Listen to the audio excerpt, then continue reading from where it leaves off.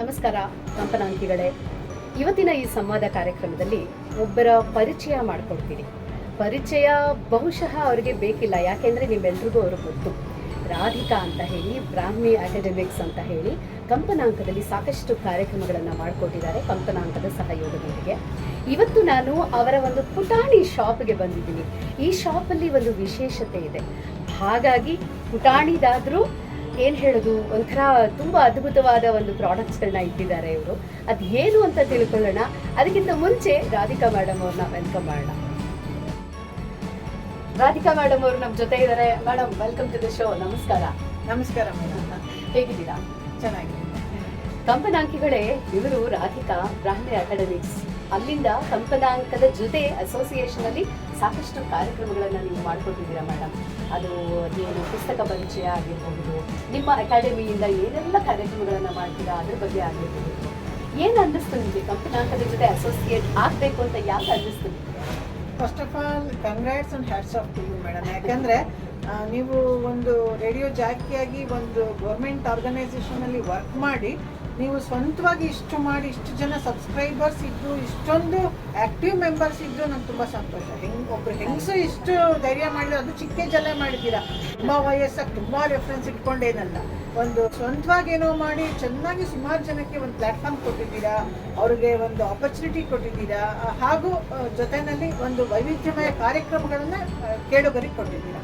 So ಇದು ನನಗೆ ಮೊದಲನೇದಾಗಿ ತುಂಬ ಸಂತೋಷ ಆಯಿತು. ಮತ್ತು ನನ್ನ ಟೈಅಪ್ ಇತ್ತು, ಮುಂದೆನೂ ಮುಂದುವರಿತಾ ಇದೆ. ನೀವು ಬ್ರಾಹ್ಮಿ ಅಕಾಡೆಮಿಕ್ಸ್ ಅಲ್ಲಿ ಸಾಕಷ್ಟು ಜನ ಸ್ಟೂಡೆಂಟ್ಸ್ಗೆ ಬೇರೆ ಬೇರೆ ವಿಷಯಗಳಲ್ಲಿ ಟ್ರೈನಿಂಗ್ ಕೊಡ್ತೀರಾ, ಟ್ಯೂಷನ್ಸ್ ಕೊಡ್ತೀರಾ, ಹಾಗೆ ಟೀಚರ್ಸ್ಗೂ ಟ್ರೈನಿಂಗ್ ಕೊಡ್ತೀರಾ. ಅದು ಹೇಗೆ, ಯಾವಾಗಿಂದ ಸ್ಟಾರ್ಟ್ ಆಯಿತು? ಯಾಕೆ ಅದೇ ಫೀಲ್ಡನ್ನು ನೀವು ಆಯ್ಕೆ ಮಾಡ್ತೀರಾ? ಮೇಡಮ್, ಬೇಸಿಕಲಿ ನಾನು MSc MPhil ಲೆಕ್ಚರರ್ ಆಗಿದ್ದೆ. ಆದರೆ ನಾನು ಕೆಲಸಕ್ಕೆ ಹೋಗ್ತಿದ್ದಂಥ ಕಾಲದಲ್ಲಿ, ಅಂದರೆ ಕರ್ನಾಟಕ 30 ವರ್ಷದಿಂದ ಬೆಂಗಳೂರಿನಲ್ಲಿ ನಾವು ಇದ್ದಂಥ ಏರಿಯಾಗಳಲ್ಲಿ ಮಗುನ ನೋಡ್ಕೊಳ್ಳುವಂಥ ಕ್ರೀಚ್ಗಳ ಫೆಸಿಲಿಟಿ ಇರಲಿಲ್ಲ. ಅಂದರೆ ನಾವು ಸಿಟಿ ಔಟ್ಸ್ಕಟ್ಸಲ್ಲಿ ಇದ್ದಿದ್ದು, ಕಂಪಾಡಿ ಆ ಕಡೆ, ಅಲ್ಲಿ ಇಂಪ್ರೂವ್ಮೆಂಟ್ ಇರಲಿಲ್ಲ. ಮತ್ತು ಟ್ರಸ್ಟಬಲ್ ಜನ ಸಿಗ್ತಿರ್ಲಿಲ್ಲ ನಮಗೆ. ಎಲ್ಲದಕ್ಕೂ ಮಲ್ಲೇಶ್ವರಮೇ ಹತ್ತಿರ ಇತ್ತು, ಬಟ್ ಮನೇಲಿ ವಯಸ್ಸಾಗಿರೋ ಅತ್ತೆ ಮಾವ ಈ ಥರ ಸುಮಾರು ಪ್ರಾಬ್ಲಮ್ಸ್ ಇದ್ದಿದ್ದರಿಂದ ನನಗೆ ಮಗುನ ನೋಡ್ಕೊಳ್ಳೋಕ್ಕೆ ನನ್ನ ಕೆಲಸ ಬಿಟ್ಟೇ. ಆದರೆ ಇಷ್ಟೆಲ್ಲ ಹೋಗಿ ಏನಕ್ಕೆ ಬಿಡಬೇಕು? ಅದು ನಾನು MPhil ಮಾಡಿದ್ದು ಮದುವೆ ಆಗೋದು ಮಗು ಆದಮೇಲೆ. ಮಗುಗೂ ಕೆಲಸಕ್ಕೆ ಹೋದೆ, ಫ್ಯೂಚರ್ ಬಿಟ್ಟೆ, ಏನೇನೋ ಆಯಿತು. ಬಟ್ ನನಗೆ ಅನ್ನಿಸ್ತು, ನನ್ನ ಮಗ ನನ್ನ ಫ್ಯೂಚರ್ ಇರಲ್ಲ ಅಂದಾಗ ನಾನು ಬಲವಂತವಾಗಿ ಹೋಗಿ ಬರೋವಂಥದ್ದೇನು. ಸೊ ಹಾಗಾಗಿ ನಾನು ಏನು ಮಾಡಿದೆ, ನನ್ನ ನಾಲೆಡ್ಜು ವೇಸ್ಟ್ ಆಗಬಾರ್ದು ಅಂತ ಸುಮ್ಮನೆ ಟ್ಯೂಷನ್ ಅಂತ ಶುರು ಮಾಡಿಕೊಂಡೆ. ಅದು 3 years ಸಕ್ಸಸ್ಫುಲ್ಲಾಗಿ ನನ್ನ ಜೊತೆ ರನ್ ಮಾಡಿದ್ವಿ. ಜೊತೆಯಲ್ಲೇ ನನಗೇನು ಅನ್ನಿಸ್ತು, ಬರೀ ಅದೇನು ಮಾಡ್ತಿದ್ದೆ, ನಾನು ಮಕ್ಕಳನ್ನ ಅಬ್ಸರ್ವ್ ಮಾಡ್ತಾ ಇದ್ದೆ.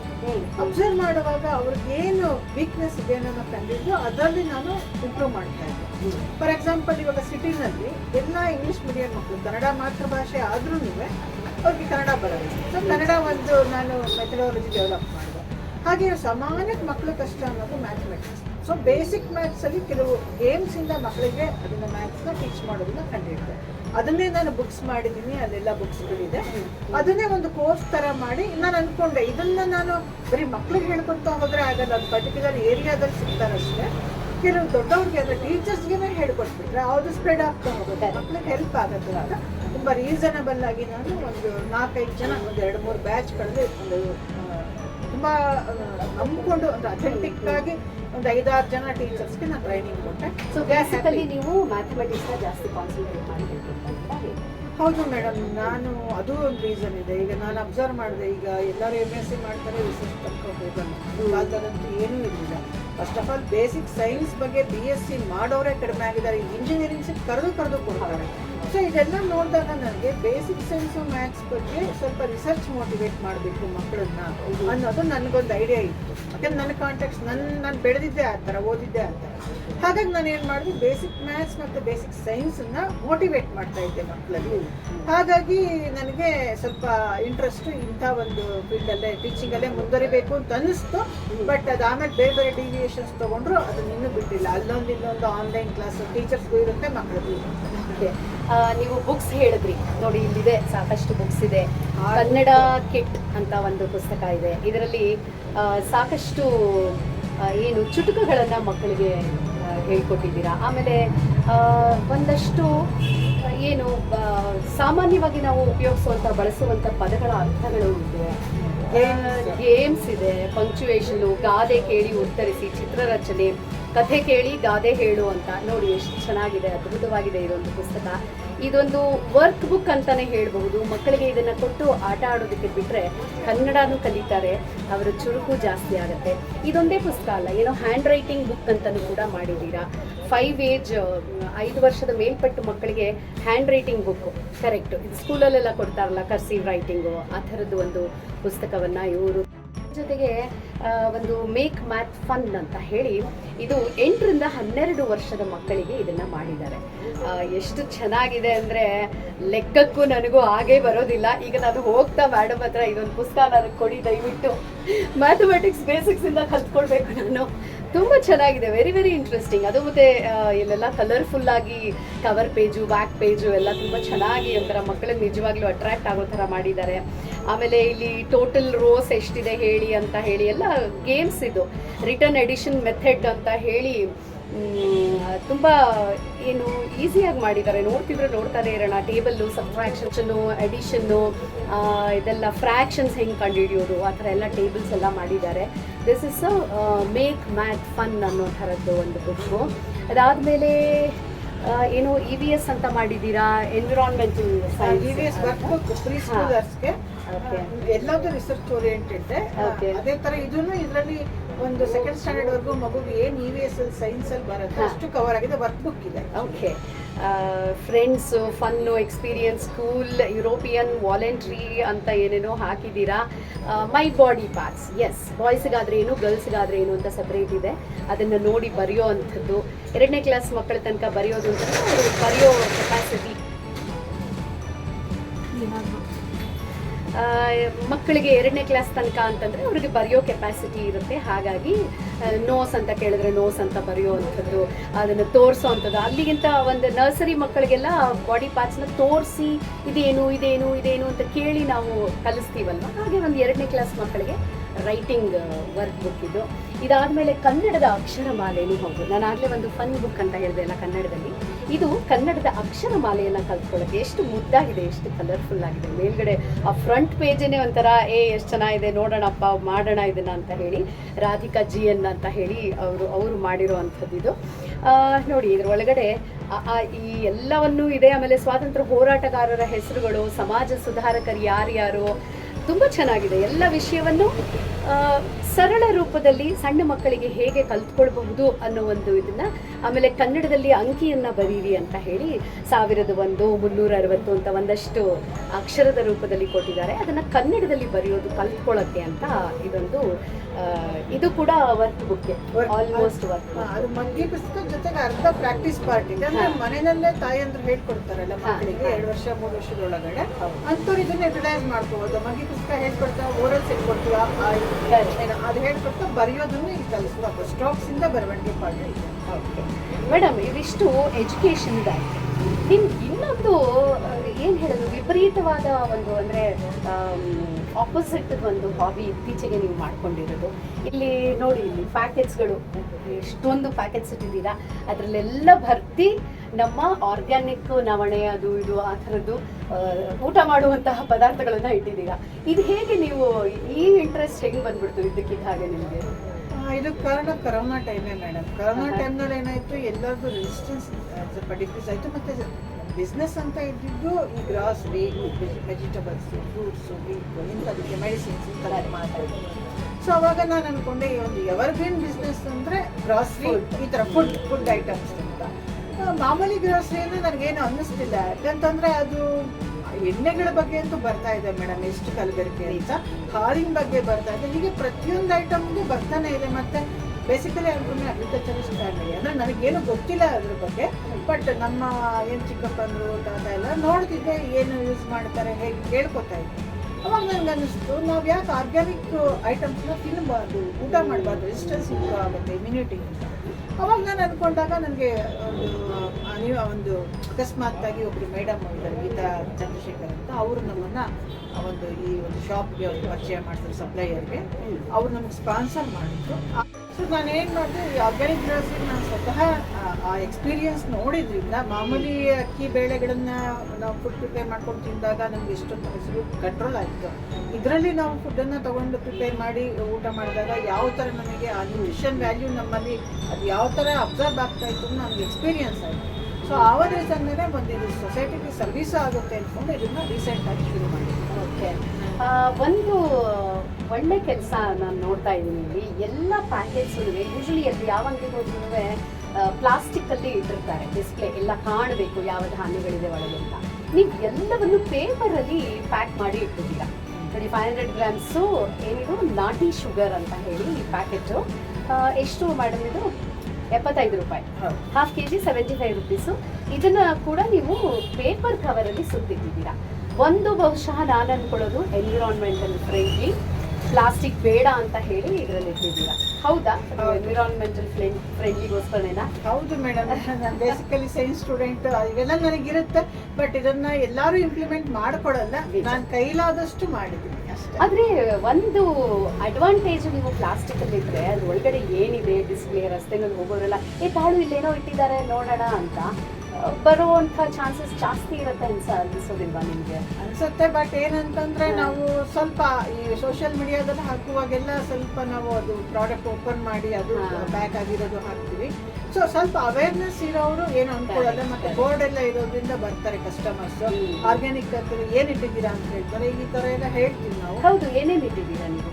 ನಾವು ಸದ್ಯಕ್ಕೆ ಸ್ವಲ್ಪ ಬೇಸಿಕ್ ಐಟಮ್ಸ್ ಮೇಡಮ್, ಜೋವಲ್ ಹಿಟ್ಟು, ಮತ್ತೆ ರಾಗಿ ಹಿಟ್ಟು, ಆಮೇಲೆ ಮುಂದಾದು, ಆಮೇಲೆ ಅನ್ಪಾಲಿಶ್ಡ್ ದೂರದಾದು ಎಲ್ಲ ಆರ್ಗ್ಯಾನಿಕ್ ಸರ್ಟಿಫೈಡ್ ಎಲ್ಲ ಅದು ಪಕ್ಕ ಜಿನಿನ್ ಮೇಡಮ್.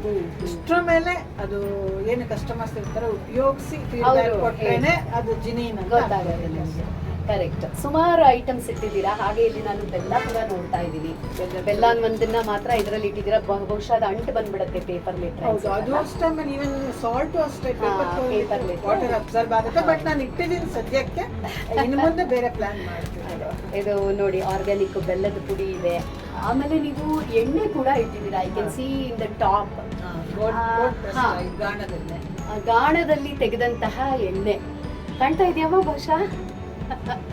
ರೈಟ್, ಕಾಣ್ತಾ ಇದೆಯಮ್ಮ ಅಂತ ಕೇಳಿದೆ. ನಮ್ಮ ಕ್ಯಾಮರಾ ವುಮೆನ್ನು ಪೆಟಲ್ಸ್ ಪೌಚ್ ಅಂತ ಅವ್ರದ್ದೊಂದಷ್ಟು ಪ್ರಾಡಕ್ಟ್ಸ್ ಇದೆ. ನಾನು ಇನ್ನೊಂದು ಸಹ ಅದನ್ನು ನಿಮಗೆ ಇಂಟ್ರೊಡ್ಯೂಸ್ ಮಾಡ್ತೀನಿ.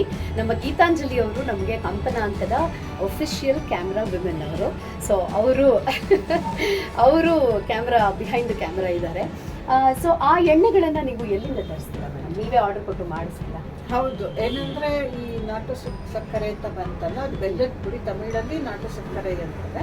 ಅದು ತಮಿಳ್ನಾಡವ್ರು ನಮಗೆ ಸಪ್ಲೈ ಮಾಡ್ತಾರೆ. ಅದು coconut oil, cold press coconut oil, cold press groundnut oil ಅವ್ರು ಸಪ್ಲೈ ಮಾಡ್ತಾರೆ. ಇದು ಸನ್ಫ್ಲವರ್ ಆಯಿಲ್ ಬೇರೆ ಕಂಪನಿಯಿಂದ, but ಗಾಣದಂಡೆ cold press oil genuine ಅದು. ಬಟ್ ಸೊ ಹಾಗೆ ನೀವು ಇಲ್ಲಿ ಒಂದು ಶೀ ಕಾರ್ನರ್ ಅಂತ ಮಾಡಿದ್ದೀರಾ. ವಿಮೆನ್ ಎಂಟರ್ಪ್ರಿನರ್ಸ್ಗೆ ಸ್ವಲ್ಪ ಸಹಾಯ ಮಾಡಬೇಕು ಅನ್ನೋದು ಉದ್ದೇಶದಿಂದ. ಇದನ್ನ ನೀವು ನೋಡಿ, ಕೈಯಿಂದ ಮಾಡಿರುವಂಥದ್ದು ದೀಪದ ಏನು ಪ್ರಾಡಕ್ಟ್ಸ್ ಇದೆ. ಆಮೇಲೆ ಇದೊಂದಷ್ಟು ಹ್ಯಾಂಗಿಂಗ್ಸ್ ಇದೆ ನೋಡಿ.